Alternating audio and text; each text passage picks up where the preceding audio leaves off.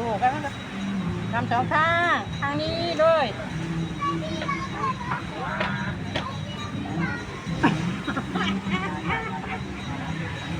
ลงมาไม่มีใครเล่นอ่ะมานี่ก่อนมานี่ก่อนมาผมยังไม่เล่นไฟก่อนนะเฮ็ดกองหมู่มันเหรอก่อนนั่งลงก่อนนั่งลงเดี๋ยวเขาทำให้ท่านเดียวมาทางนี้เล่นได้เอาขาได้มันนี่กำไสเขาเป็นเพื่อนหมดเลยโยถอดออกด้วยพอดูสารใส่เหมือนกันเลยถอดออกเตรียม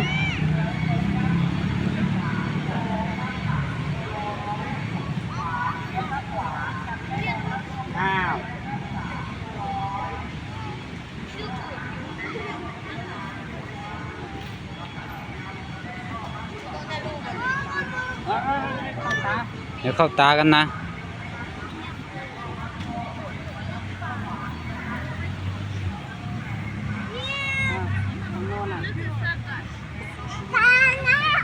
ไม่ไปนี่มันร้อนอันนี้ไปนั่งนี้ครับนู่นพี่แพมมาพี่แพมก็เล่นนะเนี่ยพี่แพมก็เล่นเนี่ยว่าเล่นซ้ายมาเลยก่อนเดี๋ยวถอดเส้นเปิดก่อนนะถอดเปิดก่อนนะฮะไปทำไมเส้นผ้าน่ะโอ้ฮะใส่กระเป๋ากางเกงไว้เลยอย่าทำแบบนี้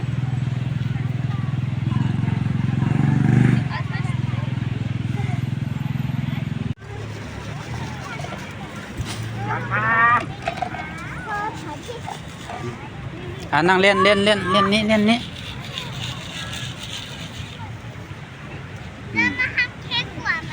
เฮ้ยเดี๋ยวเข้าตานี่เห็นไหมมาเล่นเนี่ย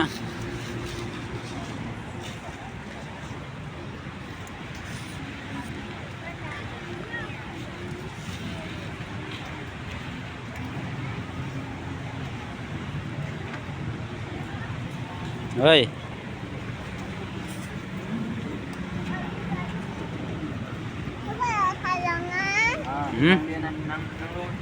นั่งดีๆนั่งตักใส่นี่นี่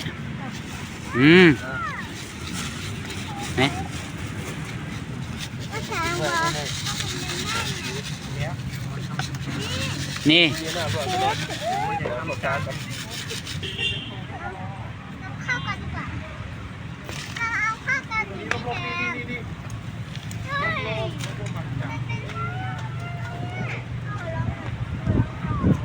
โอ้ยช่วยถูกเตะแล้วเนี่ยช่วยไม่ถ่ายแล้วนะ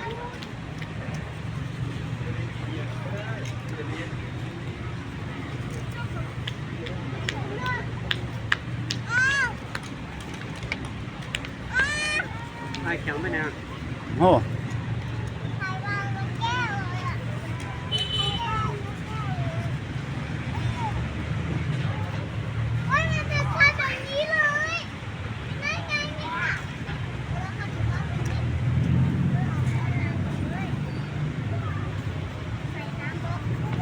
มันมาเสือนั่งได้ไหนวะ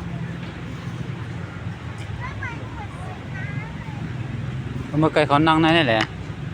เมื่อกี้เขานั่งนี่เดี๋ยวเขาย้ายไปนู่นน่ะ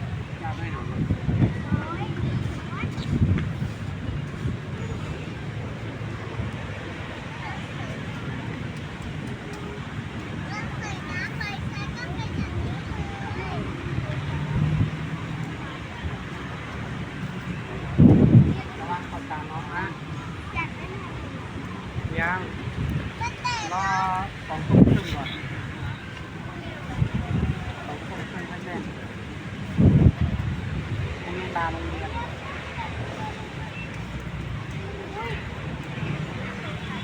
ขอกินมาเช่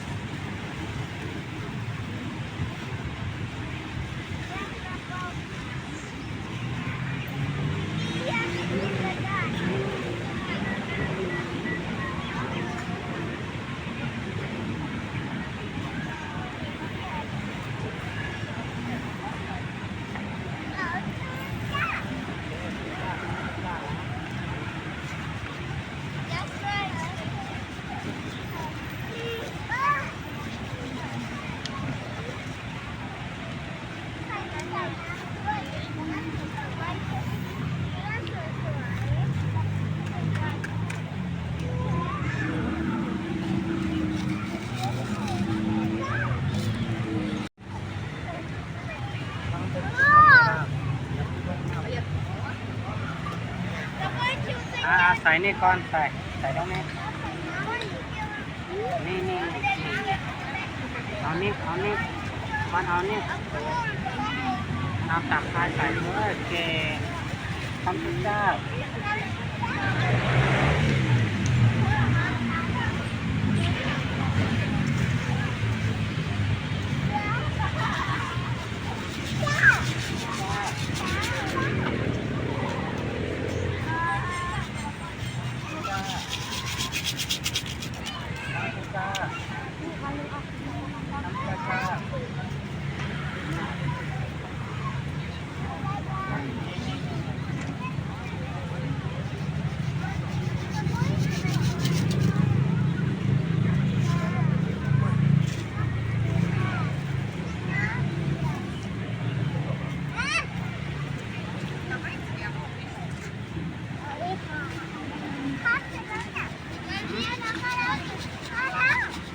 ทำภูเขา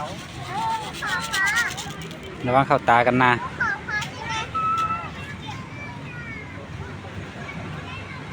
เอามาเล่นข้างนี้เล่นข้างนี้มันร้อนข้างนี้มันร้อนเล่นนี้ใส่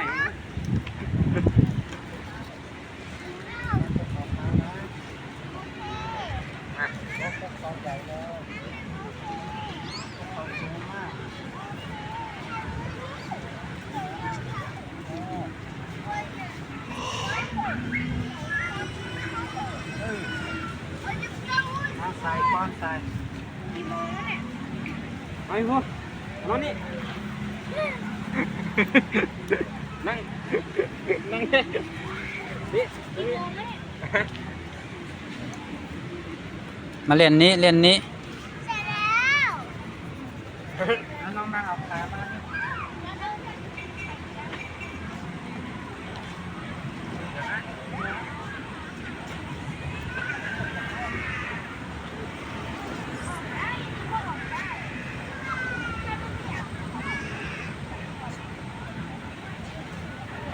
โอ้ยอยากทำแบบนั้น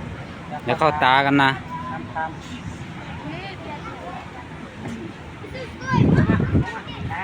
้อนเอาเตรียมหมดแล้วอ่ะ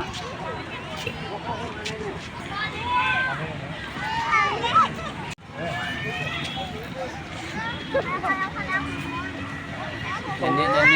นี่น้องนาบอกไม่ได้น้องนาต้องนอนตรงนี้ทำไงนะอ้าวน้องนาขาตายหมดแล้ว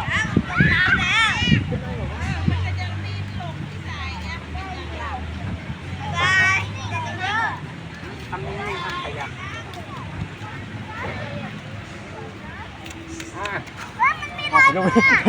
ถ่ายรูปส่งให้ถ่ายพี่แก้วถ่ายรูปส่งให้พี่แก้ว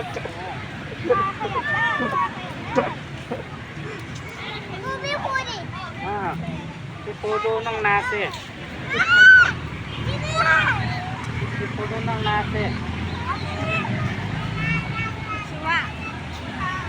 ถ้าหาคนเคยคิดแม่ว่าเป็นอะไร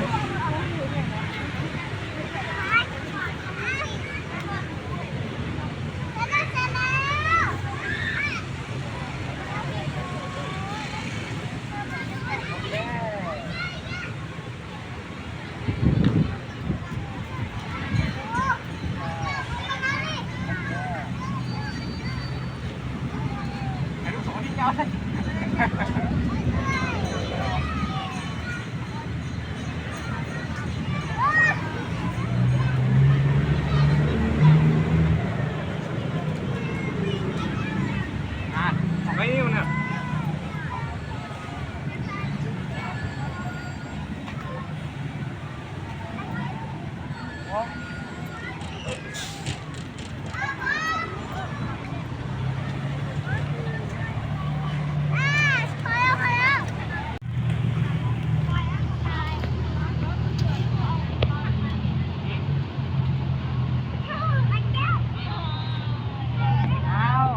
ขับตัดนะ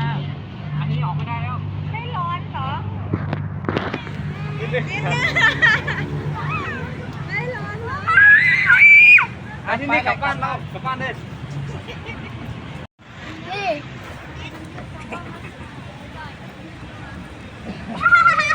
ดูดิดูขาหนูดิอ่ะขาหนูไม่ฟุ้น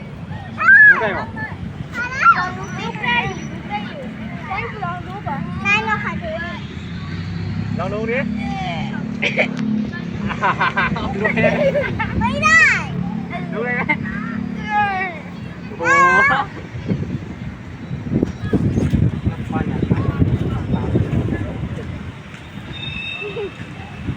ลูกได้อยู่ ดูได้อยู่โอ้โห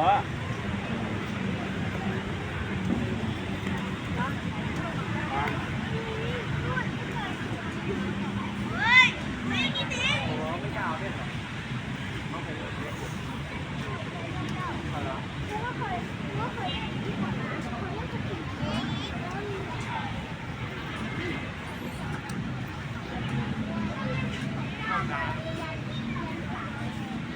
9 โมงยัน3 โมง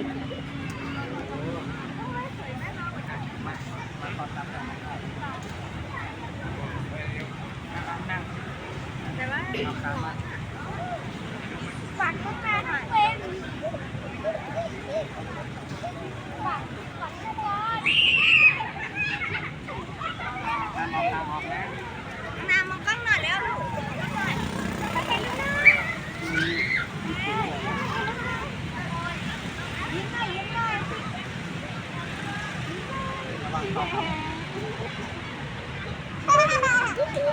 ไม่เสียปุ๊บขึ้นขึ้นมา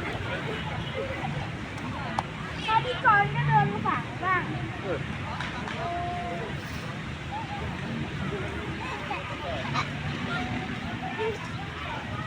ก็ลองลุกพี่ก็ลองลุก อย่าเข้าตาเข้าตา ก็ลองลุกก็ลอง พี่ ลุ อ้ ก น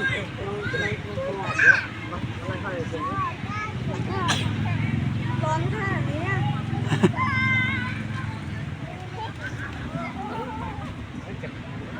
อ้าวท่านจะไปคุณพุ่นเท่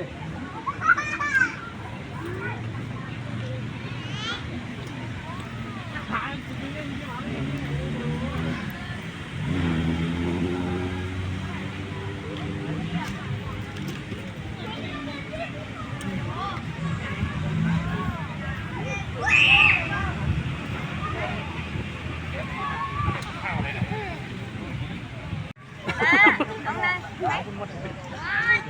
นอนไม่กินอ่ะ เอามาเดี๋ยวจ่อให้เดี๋ยวกดให้ ไม่เล่นไม่เล่นยังยังไม่เล่น เดี๋ยวอันนี้ค่ะ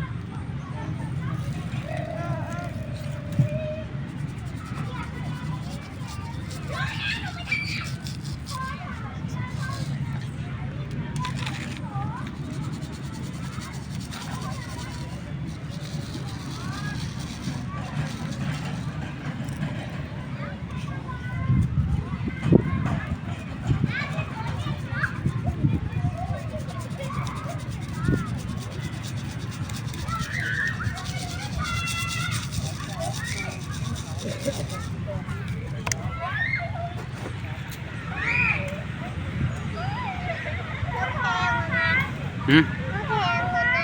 แข่งไปซื้อของ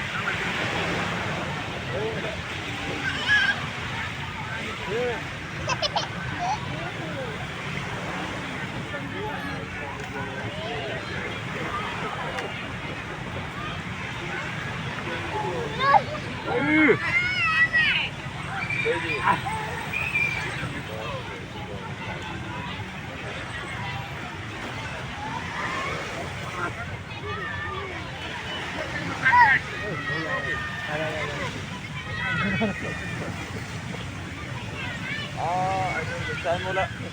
Sai không có.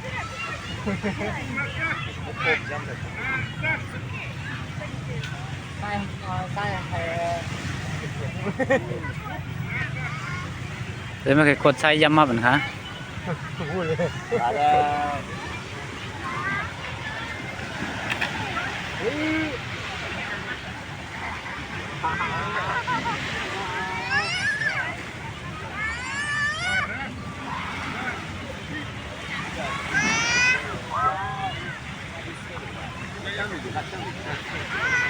Một sáng nó con là một vật chút rồi. Đấy là chút dưới rồi.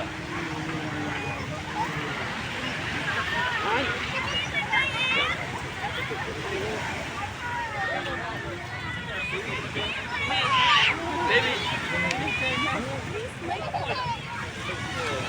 Kaya. Không có cuối là chỉ.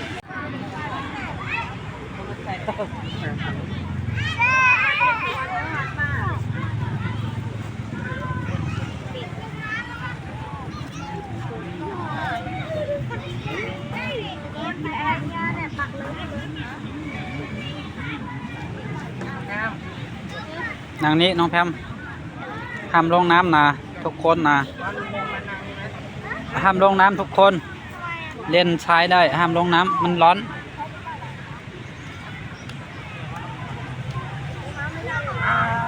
มันยังร้อนอยู่